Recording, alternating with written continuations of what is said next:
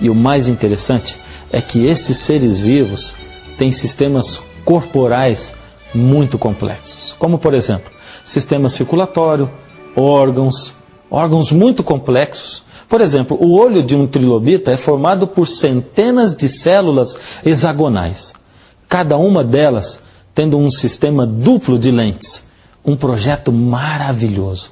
Se este é, segundo os evolucionistas, o olho mais antigo que apareceu na Terra, como então ele aparece assim, tão completo, do nada, de repente? Além do mais, sendo que os insetos modernos, como as abelhas e as libélulas, têm olhos semelhantes ao do trilobita, com a mesma estrutura hexagonal, isto indica que esta estrutura não evoluiu nada, tendo sobrevivido, como diz a geologia, 530 milhões de anos sem uma única mudança. Onde se aplicaria então a evolução nesses casos? E tem mais. Se as espécies evoluíram de formas que existiram antes delas, onde estão essas tais formas pré-existentes? Não existe qualquer outra forma de vida complexa antes dos trilobitas e de outros animais do período cambriano. As espécies cambrianas passaram a existir repentinamente, sem ancestrais.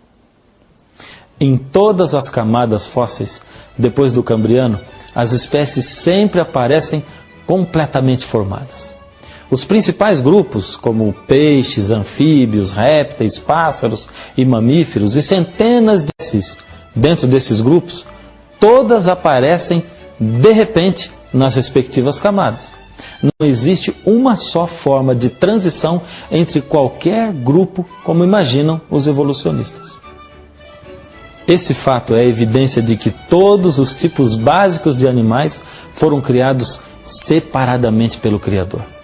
Todos eles completos, sem precisar de nenhuma evolução. Afinal, quem é capaz de criar algo tão complexo como um trilobita é capaz de criar todas as outras espécies também. O assunto é tão complicado para os evolucionistas que até o paleontologista evolucionista Mark Charneck confessa o seguinte: um dos maiores problemas tem sido o registro fóssil. Esse registro nunca forneceu qualquer vestígio das formas intermediárias de Darwin. Pelo contrário, as espécies aparecem e desaparecem repentinamente, e esta anomalia tem fortalecido o argumento criacionista de que cada espécie foi criada por Deus. Outra diferença marcante entre evolucionismo e criacionismo é a idade de tudo, ou o tempo que tudo levou para acontecer. Vou explicar melhor. A Bíblia afirma o seguinte: no princípio criou Deus os céus e a terra era sem forma e vazia, e o Espírito de Deus pairava sobre a face das águas. E disse Deus: haja luz. Isso está em Gênesis, capítulo 1. Você pode perceber que antes de o Criador dizer haja luz, houve um período chamado na Bíblia de no princípio. Ou seja, no princípio criou Deus os céus e a terra. Não sabemos quanto tempo se passou desde que Deus criou os céus e a terra, ou todo o universo, incluindo o nosso planeta com as suas características, até que Deus veio para começar a preparar as condições que o planeta precisava para receber o homem. E esse período é quando ele diz, haja luz. Porém sabemos que desde que ele criou o primeiro ser até hoje, decorreram-se aproximadamente 6.000 anos. Resumindo, as rochas podem ser muito antigas, mas os seres viventes têm aproximadamente 6.000 anos. O problema é que, sem evidências fósseis para a teoria do evolucionismo, eles começaram a apontar os seus canhões para o tempo e puseram no tempo o peso da solução para tudo.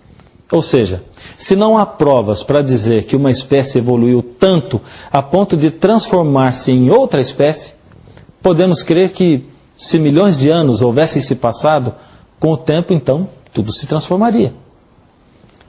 Porém, o pior de tudo, para os evolucionistas, é que quando comparamos os tais fósseis, Não há diferença entre fósseis com supostas centenas de milhões de anos e os seus descendentes modernos. Por exemplo, experimente só comparar o fóssil de um tubarão que supostamente tenha 400 milhões de anos. Compare com a arcada de um tubarão atual e você verá que eles têm exatamente a mesma estrutura. Então vem a pergunta esmagadora à tona. Se tudo evolui com o passar do tempo, então como este tubarão permanece exatamente igual ao seu ancestral? Isto mostra que todos os animais foram criados pelo Criador e não passaram por qualquer evolução depois que foram criados. Agora uma pergunta crucial. O que você diria se aparecesse na televisão e nas revistas científicas na próxima semana uma manchete dizendo: foi encontrado o primeiro fóssil de transição? Estes que são meio réptil, meio pássaro, com órgãos internos meio formados. O que você diria? Pois foi exatamente o que aconteceu há 90 anos atrás. Os evolucionistas encontraram o fóssil de um peixe chamado selacanto e comemoraram durante anos, dizendo que esta espécie era conhecida somente no registro fóssil e que tinha características muito parecidas com animais terrestres. Como os fósseis apresentam somente o esqueleto do animal, eles tomaram a liberdade de dizer que este animal tinha tido pulmões primitivos, diferentes dos peixes de hoje. Todas essas afirmações evolucionistas sobre o selacanto foram apresentadas como fatos científicos. O fóssil ficou 30 anos exposto num museu. Foram feitos até desenhos imaginários do animal rastejando para a terra, exatamente como esses desenhos e filmes que você vê de dinossauros hoje. E esses desenhos começaram a aparecer até em livros didáticos. E agora, como criacionistas poderiam se opor a uma evidência que parecia tão real? Parecia que todos podiam rir dos criacionistas e dizerem: estão vendo? Não existe mesmo um Deus Criador. Demorou, mas nós finalmente conseguimos encontrar o fóssil do elo perdido. Encontramos o animal meio peixe, meio réptil.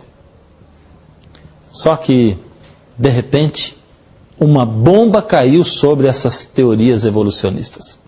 Cientistas estavam mergulhando em águas profundas no Oceano Índico, quando encontraram um peixe de espécie diferente. Capturaram alguns espécimes vivos e, ao estudá-los, descobriram que o peixe que pescaram era, na verdade, um exemplar do selacanto, vivinho e nadando muito bem. E isto aconteceu em 1938. O fóssil era exatamente igual aos peixes selacanto que vivem e nadam hoje no Oceano Índico. Ficou mais feio ainda quando descobriram que ele não tinha pernas nem pulmões primitivos, como nos desenhos. E o pior ainda foi quando descobriram que, ao invés de ser um peixe que saiu da água para a terra, o selacanto, ao contrário, é uma espécie de peixe que vive somente em águas profundas do Oceano Índico. Minha pergunta é: por que essas coisas não são divulgadas pela mídia hoje?